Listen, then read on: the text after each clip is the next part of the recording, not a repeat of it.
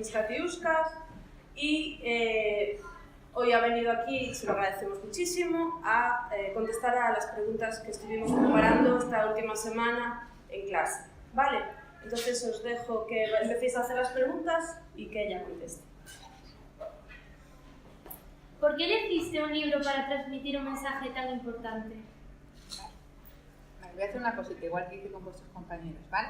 Antes de nada, quería agradecerle a Concha el que se haya acordado de Carlota para hacer un proyecto tan bonito como el que estáis haciendo. A vosotros, porque sé que habéis trabajado haciendo las preguntas que son fabulosas, tanto las vuestras como las de vuestros compañeros.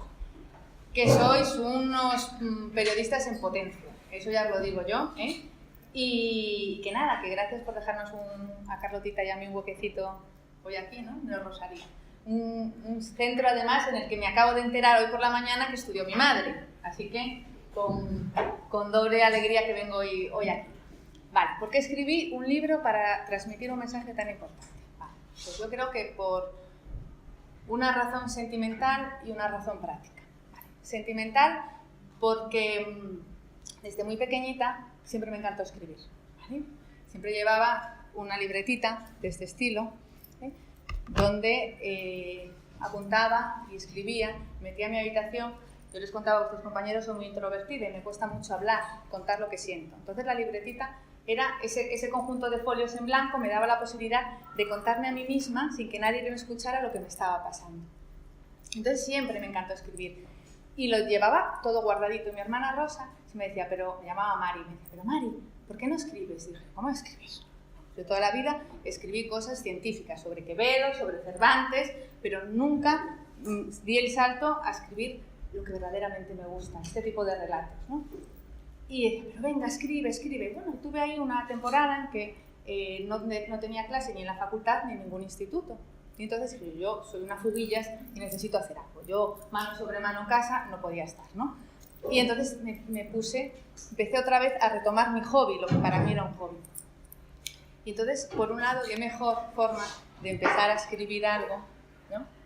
Que algo, mi hermana, ¿no? Mi hermana siempre me empujó, pues ahí voy.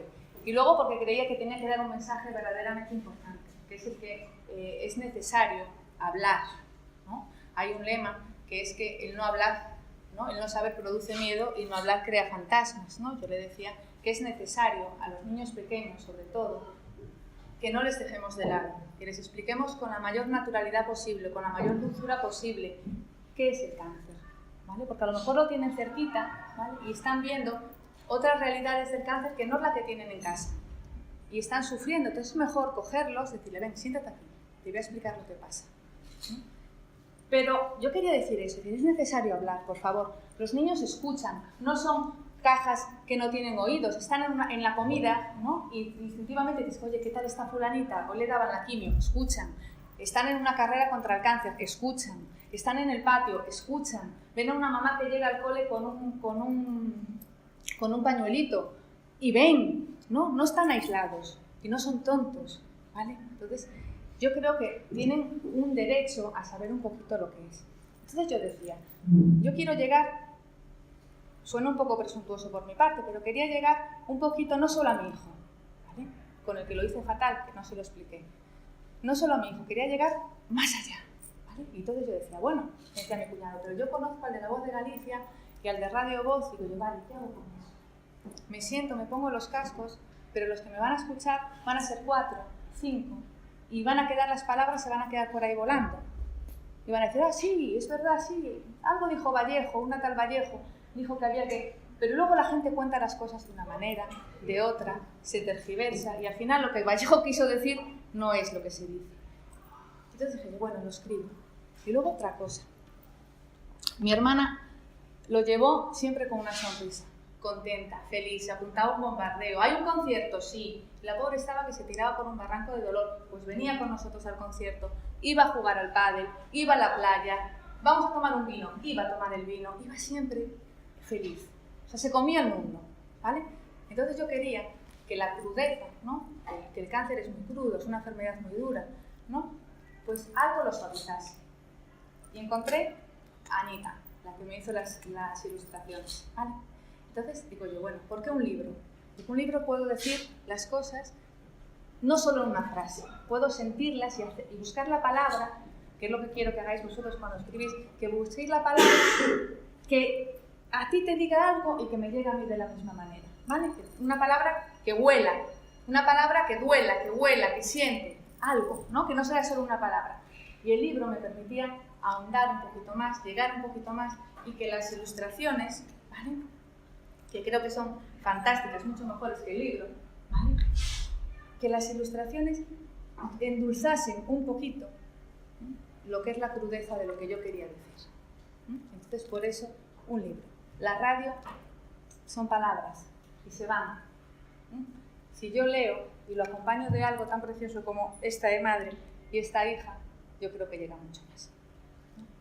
No es lo mismo que te cuenten cómo sabe un chupachus que comerlo, ¿verdad? Eso es esto. Cuando empezaste a escribir Te dejo mis catiuscas, ¿pensabas que tendría esta repercusión y que ayudarías a otros niños a entender la enfermedad del cáncer? No. Porque en principio lo escribí porque tenía la necesidad de explicarle a mi hijo, ¿no? Pero yo llegué muy tarde, ¿no? Muy tarde. Pero no sabía, luego cuando lo escribí, me preguntaban antes, ¿cuánto tardas, cuánto es el periodo, el proceso, cuánto se tarda desde que lo escribes hasta que sale a la calle? Yo creo que lo que más tardó fue yo misma en decidirme a dárselo a alguien a leer, ¿no? Si mi hermana estuviese bien, la primera que lo leería sería mi hermana Rosa, porque era la que leía todo, ¿no? Que lo hubiera dado a mi hermana. Pero yo decía, no sé si está bien, no está bien, si sirve para publicar, no sirve para publicar, ¿no? Y al final se lo di a uno de mis hermanos, uno de los gemelos, dije, por favor, léemelo, y con toda la sinceridad del mundo, dime si te gusta o no. Yo lo vi que a las 6 páginas lloraba como un condenado. Dije, bueno, pues no sé si llora de que es horrible o de que verdaderamente le está llegando. Entonces dije, bueno, está bien para publicar, pero no sabía que iba a llegar. Sabía que iba a llegar porque este libro tiene un fin benéfico. Entonces yo confiaba en que todos los amigos de mi hermana lo iban a comprar, ¿vale? Aunque lo tuviesen simplemente en las estanterías. Sabía que luego la gente, mis amigos y tal, lo iban a comprar por ese fin benéfico también. Pero luego, ¿cuál fue entonces se empezó a vender. Pero ¿cuál fue mi sorpresa? Cuando empecé a recibir correos de gente que efectivamente lo que más me gustó fue esto, lo que más me gustó fue esto, dije, pues la gente lo está leyendo, y una niña, pobreña, que fue por la que mi hijo, se le murió la mamá, por la que mi hijo me preguntó si su tía tenía cáncer, me escribió una cosita que dijo, ojalá lo hubiera tenido yo. Y eso fue lo que más me llevó. Dije yo, bueno, pues lo hubiese podido ayudar a más Carlotitas de lo que, o sea, estoy ayudando, creo, a más Carlotitas de lo que pensaba. ¿Por qué elegiste ese título? ¿Tiene algún significado especial para ti y para tu hermano? Sí. A ver, no sé si lo leísteis, pero Carlota siempre va con unas catiuscas, ¿vale? Unas botas de agua azules, enormes, ¿no? Que dice en la primera y la segunda hoja que esas botas se las compró con su madre, ¿no?, una semana antes de que su madre la ingresase en el hospital, ¿vale? Entonces ella, aunque haga calor, llueva, lo que sea, ella siempre va con sus catiuscas, su uniforme, sus catiuscas, ¿no? Y al padre eso le repatea, ¿no? Dice que, ¿por qué no va con los mocasines? De hecho, jugando en el parque, en uno de los saltos, perdió la catiusca y se cayó, ¿no? Entonces el padre dice que por qué, por favor, que haga el favor, se las iba a esconder ya, iba a prohibir ese objeto en casa. Pero él no sabía que la catiusca, ¿no?, era lo que le unía a su madre, que ya no estaba, ¿vale? Siempre digo que ahí todos tenemos un objeto, ¿no? Una mantita, o yo qué sé, yo ahora tengo un broche de mi hermana, algo, es un objeto, una tontería, ¿vale? Pero que ayuda a cortar las distancias entre las personas, ¿no? ¿Sí? Todos tenemos algo. Y entonces las catiuscas eran lo que a Carlotita le permitía seguir unida a su madre, ¿vale? A pesar de la distancia. Y decís, bueno, ¿por qué unas catiuscas?, ¿no? Y no unos mocasines, que podían ser los mocasines, bueno, porque también podía haberle comprado mocasines, ¿no? Pues no, unas catiuscas, primero se las compró grandes. También podía ser unos pendientes, ¿vale? Tu madre podía haber ido a comprar unos pendientes o un broche, pero le compró unas catiuscas, porque las catiuscas sirven para andar, ¿vale? Entonces, aunque su madre no estuviese con ella, llevando las catiuscas, Carlotita podría caminar siempre al lado de su madre, llevando las puestas, ¿vale? Por eso, una mochila no sería unos pendientes, no, andar, ¿no? El simbolismo de caminar siempre, su madre iba a caminar siempre con ella, siempre. Se las compró grandes para que pudiese caminar a su lado el mayor tiempo posible, ¿no? Hay un guiño que dice, siguiendo el libro de todas las madres, mi madre me la compró 3 tallas más grandes para que me llegase para el invierno siguiente, ¿no? Es un guiño, es decir, que sean lo más grandes posibles para que Carlota pueda caminar con su mamá todo el tiempo que quiera, todo, ¿vale? ¿Y por qué catiuscas? Porque le iba a caer un gran chaparrón. Carlotita, su mamá estaba mala, muy mala, y de hecho no vuelve a casa, ¿no? Entonces, con ese chaparrón, con esas catiuscas, ¿vale? Iba a poder pisar los charcos, saltar, pasar la tormenta, ¿vale? Lo más abrigadita posible, sin que le hiciera tanto daño, ¿vale? Entonces, al final dice, te dejo mis catiuscas, porque habrá niños que no tienen esas catiuscas con las que pasar el chaparrón. Entonces le digo, te dejo mis catiuscas. Y azules, porque teníamos las 3 unas catiuscas azules pequeñitas. ¿Tiene el libro algún guiño a tu infancia? Si es así, ¿cuál? Catiuscas. No, así como por ejemplo el baúl de los recuerdos, sí que habla de una niña, ¿no? que nunca tuvo hermanitos, ¿vale? Y de repente tiene una relación muy entrañable, muy especial con su abuelo. ¿Vale? Y de repente dice que un día, igual que hay duendes que entran en tu casa y te quitan el diente, bueno, esto ya no crees en el, ¿no? El ratoncito Pérez, ¿no? Pero bueno, creo que no. Bueno, pues, o el trasno de la luz, o el trasno, ¿no? Dice que hay duendes que entran en tu casa, llevan una cosa y se la llevan, ¿no? Pues a esta niña se llevaron a su abuelo, ¿no? Y le dejaron al hermano que nunca tuvo, a un niño, ¿no? Con la imagen de desapareció su abuelo y le dejaron a un niño que no sabe ni abrocharse los zapatos, de una persona con Alzheimer. Entonces, en ese cuento sí que el abuelo es un poquito de mi abuelo y de mi padre, todo el entorno es la casa donde yo me crié con mis abuelos de pequeña, ahí sí que está plagado de guiños a mi infancia, pero aquí no, aquí simplemente son las catiuscas. De repente pensando, dije yo, ¿de qué color las pinto? Dije yo, azules, porque tengo un recuerdo de las 3 con el mismo traje y con catiuscas. Según un artículo que leímos, el libro tuvo sus inicios como un cuento infantil. ¿Cómo y por qué llegó a ser lo que es ahora? Un libro para adolescentes o adultos. Yo se lo contaba a vuestros compañeros. Yo no sentí la necesidad de escribir el libro, ¿vale? Hasta que un día yo iba en el coche con Carlitos y lo iba a dejar en el cole por la mañana. Y hace mucho tiempo una mamá del cole se murió de cáncer, ¿vale? Es lo que digo yo, son esos fantasmas que nos sobrevuelan, ¿no? Y mi hijo se quedó con eso, con que la mamá de esta niña había fallecido. Entonces bajamos por una cuesta y me dijo, mamá, ¿te puedo hacer una pregunta? Sí. Dice, ¿y no me mientes? Yo siempre le digo, tú pregunta lo que quieras, que yo nunca te voy a mentir. Le mentí como una bellaca. Y me dijo, dije yo, sí. Dice, ¿la tía tiene cáncer? Y yo sabía que en ese momento él no me quería preguntar, ¿la tía está malita? No, yo sabía que me quería preguntar, ¿a la tía le va a pasar lo mismo que a la mamá de...? Pues sí, la tía va a fallecer.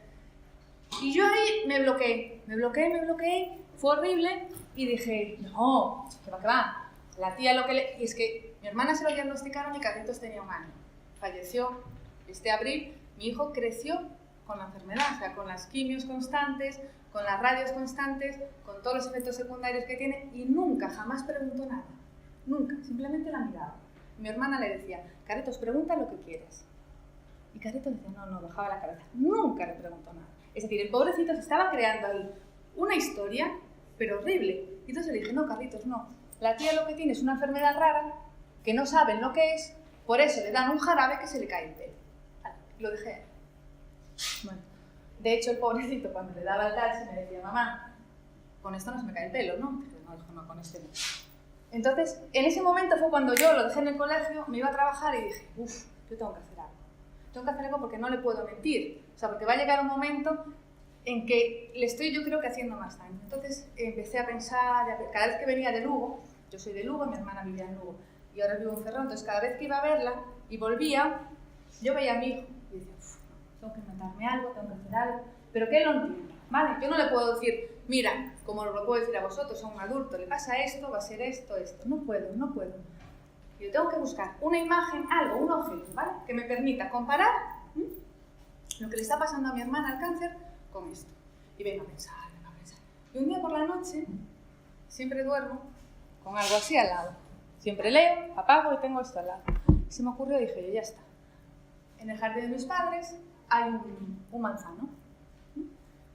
Entonces, durante una temporada estaba el limonero de mi madre, que es aquello como que no se le puede tocar, y muchos árboles frutales. Manzano, ciruelas, tal. Dije yo, ya está. Digo yo que lo que le pasa a la tía, ¿vale? Es como un manzano. Tiene, ¿cómo se llama? Pulgón. Eso, Panchita. Tiene pulgón, ¿no? Entonces, ¿qué pasa? Que viene el jardinero y empieza a fumigar todos los árboles. Y todos los árboles se curan del mismo pulgón, menos el manzano. La madre de Carlotita decía, Carlota, ¿pero por qué no vuelve? ¿Por qué todo el mundo vuelve? Ella volvía y ahora no vuelve. Entonces digo, pues ya está, el pulgón. Pues ¿qué pasa? Que resulta que el manzano tiene un pulgón un poquito más resistente y no es como otros manzanos. El jardinero va a probar otro tratamiento más. Entonces se le empiezan a caer las hojitas, el pelo, a veces hay que cortarle ramitas, los dos pechos, ¿no? Entonces empiezas a buscar como una metáfora, un puente entre el cáncer y lo que él conoce, lo que mi hijo conocía, que era él.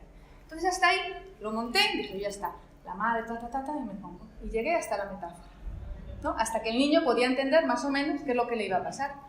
Pero cuando me veo yo escribiendo con los cascos, porque escribo siempre con cascos y música, porque es la mejor manera de aislarme, y de repente dije, no lo puedo dejar aquí. Hasta ahí iba a ser un cuento infantil, ¿vale? Pero de repente dije, no puedo. Porque es lo que os decía antes, yo escribo, cuando me pongo a escribir, vuelco lo que yo quiero, la rabia que tengo, los sentimientos que tengo, pero para que no me escuche nadie. Y de repente, Carlotita se convirtió de la niña personaje, ¿vale?, a mi psiquiatra, ¿vale? Entonces empecé a soltar, ¿vale?, todo lo que sentía. A decir eso, que es necesario hablar, que es necesario contarle a los niños. Luego llegué al final, y entonces lo dejé primero en un impasse. Como que la madre, ¿no?, llegaba en un momento, había como una reunión, y cada uno que piense lo que quiere, si la madre está o la madre no está, si la madre murió o no murió. Pero luego dije yo, no, la madre fallece, finalmente la madre, menudo spoiler, la madre fallece, pero está el padre que todavía puede tirar de ella, esa figura que queda, que siempre nos olvidamos de ella. Entonces dije yo, no, la madre fallece por desgracia, pero queda el padre que todavía puede tirar de ella. Entonces, precisamente pasó de ser ese cuentecito infantil, ¿no?, a intentar que por favor los mayores reflexionasen sobre la necesidad de no mentir nunca a un niño, ¿vale?, porque viven en el mundo. Hemos leído un artículo que la ilustradora es Ana Fernández, una niña de 13 años de clase de tu hijo. ¿Por qué quisiste que ella fuera la ilustradora? Perdón.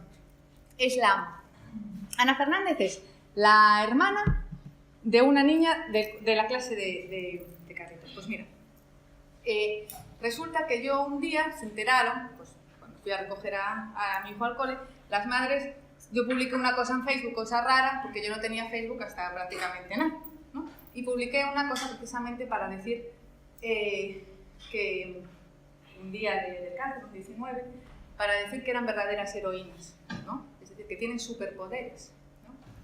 Y entonces una madre me dijo, anda, qué bien escribes, claro, pues gracias. Y entonces dijo Carlos, mi marido, sí, pues le encanta escribir, pero no se atreve.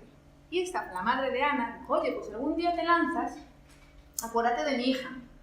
Su hija hace unas ilustraciones, bueno, ya las veis, unos mangas, o sea, dibuja, que es una gloria. Mi hijo tiene toda una pared llena de cositas suyas, ¿no? Y yo las sabía. Y dije, bueno, pues si un día se me ocurre o me lanzo, llamo a Anita. Yo ya tenía Carlota escrita.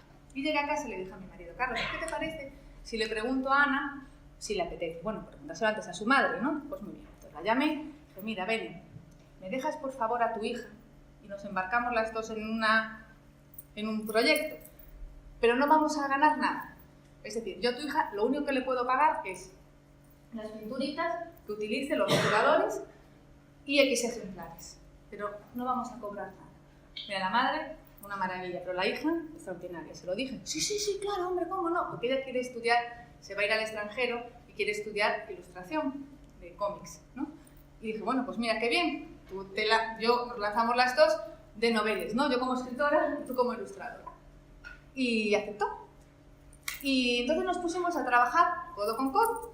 Yo le pasé la obra y le marqué dónde quería cada una de las ilustraciones y cómo me lo había imaginado yo. Entonces ella escribió, me decía, María, ya tengo a la niña. Iba, miraba, a lo mejor no coincidía con el texto. Cambiábamos el texto, cambiábamos la ilustración. Y así poquito a poco fue como...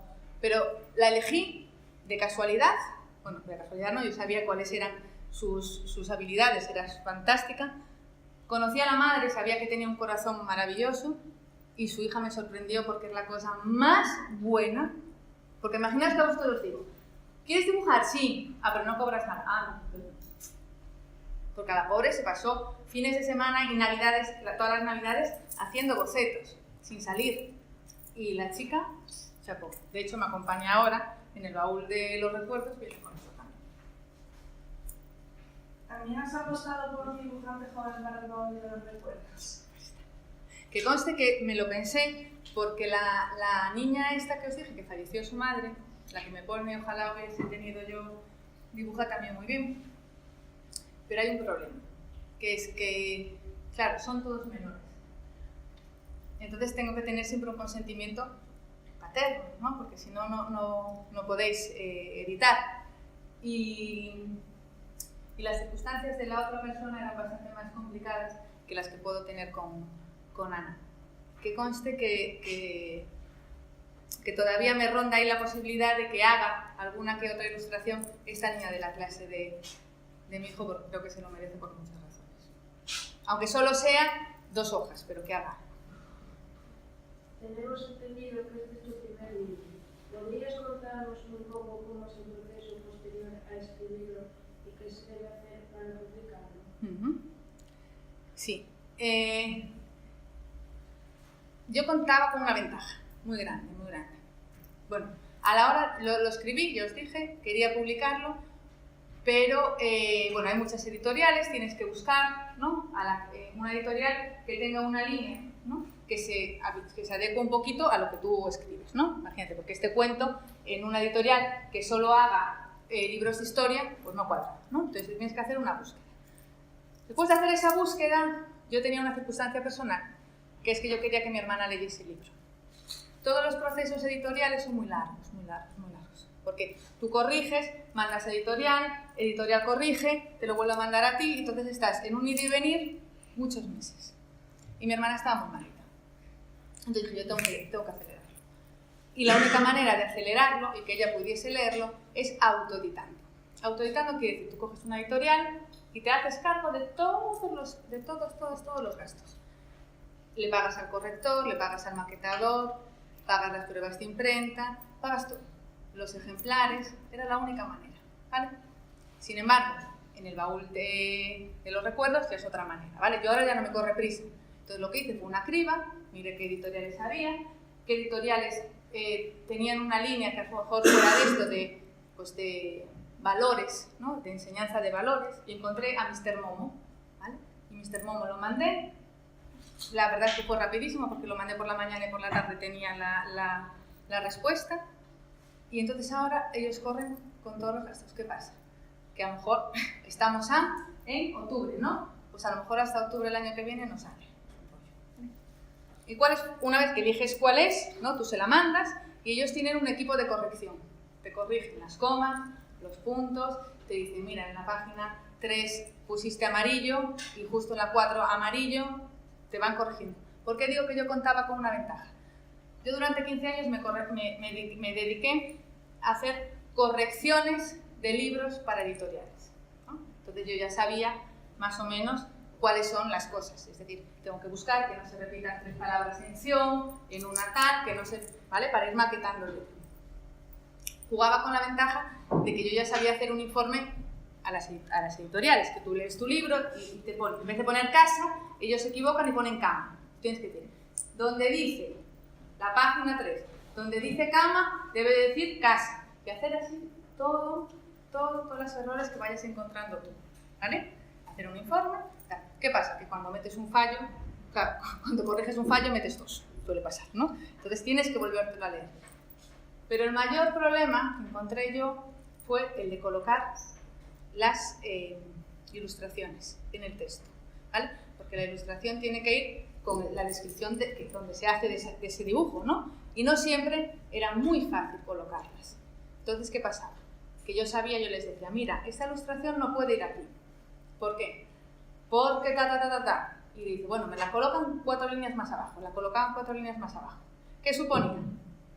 Que esta línea está aquí y van a ir a la página siguiente, con la consecutiva movilidad del resto de los bloques. Con lo cual, la ilustración que antes estaba bien se iba a volver a correr, ¿vale? Entonces, fue un trabajo muy duro, muy arduo. ¿Les puedo enseñar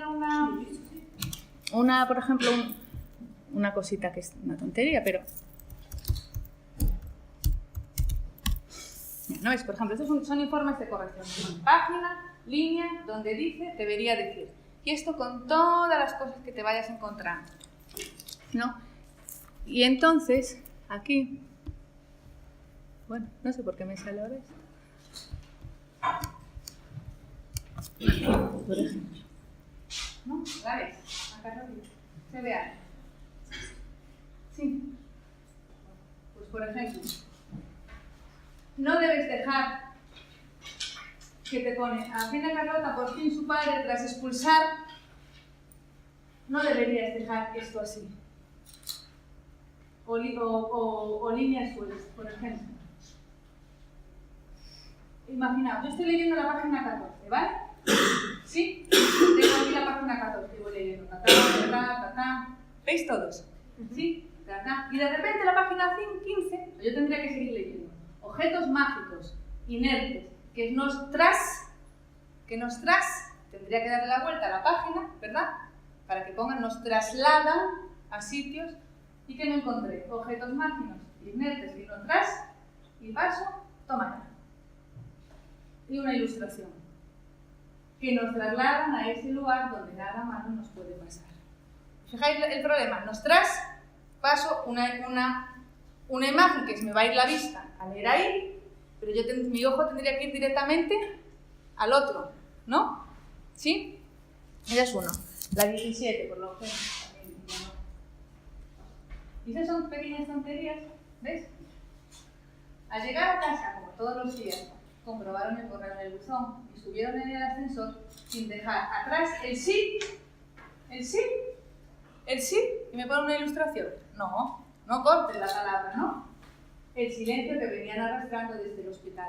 Y ahí sí mete la ilustración, ¿vale? Pero no me hagas... ¿Qué pasaba? Que al moverle yo, decía, donde pone la ilustración, mueva las 3 líneas para abajo. Claro, empezaban a mover el resto de las ilustraciones. Entonces, algo que sería tan sencillo como ponerme al lado con el maquetador y decirle, venga, mueve aquí. Ah, pero ahora se nos movió esta. Y lo hubiésemos hecho en una mañana, llevo 6 meses. Ese es el problema. ¿Ha sido difícil encontrar una editorial que publicase tu cuenta? Ha sido difícil, pero no... Bueno, ha sido difícil por las circunstancias que te digo, que necesitaba que se publicase ya. Porque, en diciembre fue cuando yo decidí mandárselo a mi hermano para que lo leyera, ¿no? Dije, toma, léelo. Y en Navidad estaba muy malita, entonces ya contábamos que la cosa se iba a demorar. Y yo ya sabía cómo trabajan las editoriales, que iba a tener que darle muchísimo tiempo y yo quería que lo leyera. Y entonces ha sido complejo por eso, es decir, cogí, descarté, hablamos mi marido y yo, dijimos, nos lanzamos, teníamos ahí pues unos ahorros que todo el mundo tiene, y dijimos, venga, nos lanzamos, lo mandamos y que sea lo que Dios quiera. Dijimos, pues venga, va. Y entonces pues fue la complicación que encontramos, fue el tiempo con el que no disponía mi hermano. Pero sí, es muy difícil publicar sin, vamos a ver, a gente novel como yo, ¿vale? Los que ya están, que tienen ahí sus sagas y tal, pues no. Pero gente como yo que estamos empezando, es muy difícil que te paguen todo, ¿vale? Que digas tú, vale, lo doy y yo no pongo nada, solo recibo, ¿vale? Es muy difícil. ¿Qué consejo le darías a alguien que está viviendo una situación similar a la que viviste con tu hermana? Bueno, pues mira, hay un dicho que es, ¿cómo es? Consejos doy para mí no tengo, ¿no? Sí. Vale, pues consejos doy para mí no tengo. Pues que se agarren a ella, ¿vale? Es decir, ¿qué consejos te puedo dar cuando tienes una persona así? Es curioso que son ellos los que tiran de nosotros, no al revés, ¿vale? Nosotros poco cuidamos de mi hermana, más bien cuido a mi hermana de nosotros, de que no nos pasara nada, de que estuviésemos bien, de que estuviésemos alegres, de que no sufriéramos. Entonces, pues que se agarren a ella, que vivan con ella, que salgan, que yo hay una cosa que me arrepentiré toda mi vida y es la pereza, ¿vale? Es decir, venga, vamos a ver tal película al cine. Uf, ¿sabes? Qué pereza. Un domingo en Lugo diluviando, todo diluviar, y dices tú, qué pereza. Y digo yo, pues, ¿por qué no me habré puesto yo un zapato? La cogí, me llevo al cine, y me hubiese ido con ella al cine. La pereza. O venga, venís a mi casa a cenar, tal. Qué pereza. Qué pereza. Es la carga que iba a llevar yo siempre. Y le digo, pues es muy triste. Y pues son gente que gracias a Dios hay unos índices de curación elevadísimos, ¿no? Pero aunque haya índices de curación, es decir, vive con ella, o sea, cómetela, ¿vale? Es lo que le diría yo a la gente.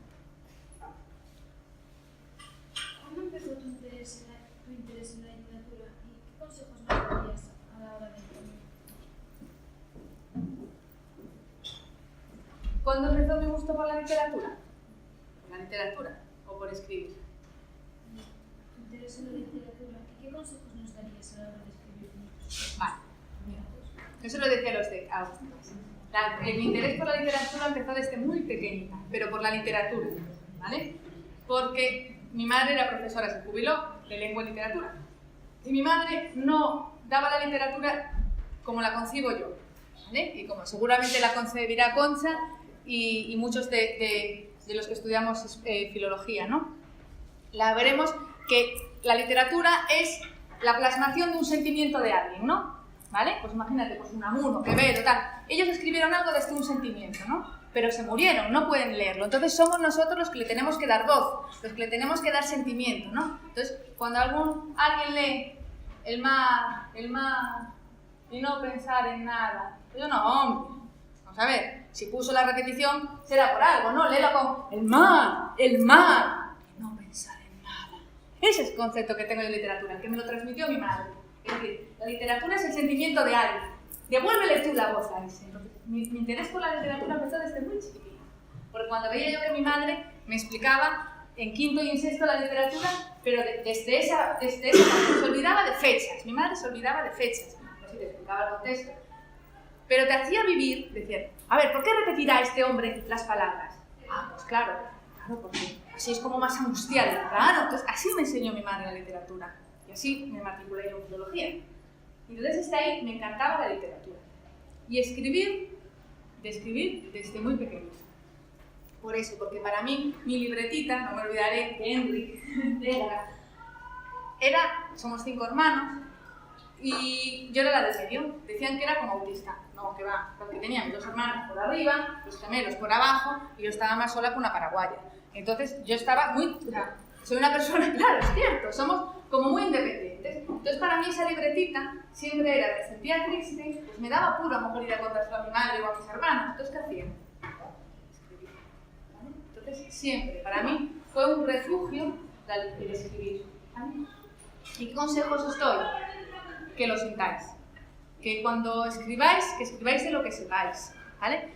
Y que si no le gusta a la gente, pues no le gusta. ¿Vale? Que críticas vamos a recibir todos. Pero que te metas dentro del personaje, que lo sientas, que te rodees de él, de sus miedos, ¿vale? Y que si en el momento que tú veas que no estás metido en el papel, que no estás centrado en el personaje, apaga el ordenador o deja el folio y vete, porque no lo estás haciendo. ¿Vale? Y simplemente eso, que si os gusta, que tiréis para adelante. Y también se lo decía a los chicos, es decir, yo leía mucho, ¿vale? Leo mucho ahora, pero no leía antes. Entonces, el leer ayuda, porque tenéis vocabulario, ¿vale? Pero no tenéis que ser grandes lectores o grandes amantes de la literatura para querer escribir. ¿vale? Para querer coger un folio y hacer lo que vosotros queráis. El leer contribuye muchísimo, muchísimo, de verdad que sí. Porque son puertas abiertas a mundos a los que no vais a llegar de otra manera, ¿vale? Pero que no lo dejéis, ¿vale? ¿Crees que al recibir esta noticia no cambia su forma de pensar y de vivir? Si es así, ¿de qué modo lo hace? Bueno, yo ahora que no me escucha mi hermana, o sí, pues ya os dije, somos 5 hermanos. Mi hermana era la mayor de todos, ¿vale? Y era la que tenía un carácter temperamental, es quedarme corta, ¿vale? Era como nuestra segunda madre, o sea, teníamos más miedo a Rosa que a mi madre, verdaderamente. Y yo pocos recuerdos tengo de mi infancia a su lado, cosa rara. En cambio, de mis otros 3 hermanos lo recuerdo perfectamente, y de ella no. Era como, no sé, me asustaba, no sé, no tengo recuerdos de ella, pobre. ¿Qué pasó? ¿Le dijeron esto? Antes se enfadaba por todo, pero por todo. Porque si comías y hacía ruido, por si ibas taconeando, por si dejaste la ducha mal colocada, por todo. Se le valía cualquier cosa para enfadarse. Fue decirle eso, fue decirle que tenía un cáncer, y os lo juro que cambió. Para ella estar enfadada era restarle tiempo. Es decir, tú María, no te enfades. Dices, es quitarte tiempo. Y tenía toda la razón del mundo. Valoró, empezó a valorar de otra manera. El trabajo simplemente era trabajo, nada más. Fuera. Y siempre decía una frase, cada vez que se levantaba: regalo, regalo. Cuando se andaba por la mañana decía regalo, regalo. Y es verdad, la habían regalado otro día. Y se comía la vida de una manera, y era buena. Cuando le reñía yo a mi hijo, decía, o sea, buena, buenísima, generosa donde las haya. Era una ONG andante. Y le cambió la vida porque empezó a darle valor a lo que verdaderamente tenía valor. Y el resto decía, María, ¿te merece la pena? Y yo, no, pues ya está, hombre, no les más tiempo. Fantástico. Yo creo que sí que les cambia la vida. Pero también te digo, a mi hermana, ¿vale? A lo mejor a otra persona no. Pues tampoco me gusta generalizar, porque hay personas que lo llevan peor y las pobres pues a lo mejor no tienen ni fuerza para sonreír. Pero mi hermana la sacaba no sé de dónde y nos ayudó, pero por eso digo, no quiero ofender a nadie porque hay familias que lo están pasando verdaderamente mal por este tema. Entonces yo solo puedo hablar de Carlotita y de mí, ¿vale? ¿Fue una experiencia de escribir un libro con un significado muy profundo para ti? ¿Perdón? ¿Fue una experiencia de escribir un libro con un significado tan profundo para ti? Fue dura, pero gustosa al mismo tiempo, ¿vale? Es como quien va a un psiquiatra, ¿no? Y sabe que va a llorar a moco tendido. ¿Por qué? Porque se va a abrir, ¿vale? Y a mí fue dura por 2 motivos. Una, por la temática que yo estaba escribiendo, ¿vale? Y otra, porque sabía cuál era el final. El final de mi libro y el final de mi hermano. Entonces, era como decir, era como abrirte, ¿no? Sin que nadie te escuchase, pero con unas ganas de decirlo en alto y de patalear y de decir, Dios, que no pase, ¿no? Entonces fue muy dura, pero a mí me sirvió de una terapia extraordinaria, porque llevaba eso dentro que no se lo iba a decir ni a mi hermana, ninguno de ellos, ni a mi marido, ni a mi hijo mucho menos, ni a mis amigos. O sea, no era capaz, porque en mi casa no se hablaba. En mi casa mi hermana siempre estaba bien, volvía otra vez pues volvemos otra vez a empezar, pero no se hablaba. Entonces, ¿qué derecho tenía yo, ¿no?, a enfadar? Si mi hermana no se enfadaba, ninguno. Entonces, fue abrir el libro, empezar a escribir y a poder decir todo lo que yo llevaba dentro, todo. Y entonces fue difícil en ese sentido, que vomité lo que llevaba dentro durante 10 años. ¿Qué respuestas obtuvo el libro tras unos meses después de ser publicado? Pues una respuesta que yo no me esperaba, porque se lo comentaba a Concha, se lo comentaba a vuestros compañeros. Yo sabía que la gente lo iba a comprar porque confío en la generosidad de la gente. Al tener un fin solidario, ¿no?, los fines destinados a un fin solidario, sabía que la gente lo iba a comprar, porque es así. Pero luego me llevé una grata sorpresa cuando de la editorial me llamaban que tal colegio había comprado tantos para la biblioteca, que en euskera, o sea, que yo creí que en Guipúzcoa, de repente fueron 15, y decía, Dios mío, yo no fui en Guipúzcoa, a nadie, en Barcelona, en Albacete, dije yo, Dios mío, Albacete. Entonces de repente te empiezan a decir así, y yo, bueno, pues sí que la gente es generosa. Y luego llegaban algún mensajito de me ha encantado esta parte, me ha encantado la otra, bueno, pues también la están leyendo, pero más de lo que yo esperaba y más de lo que la editorial creía que iba a tener. Bueno, Bueno, pues le damos muchísimas gracias a María por haber venido, por haberse abierto como se abrió a nosotros y por toda esa información tan bonita que nos dio. Y entonces le podemos aplaudir y todo.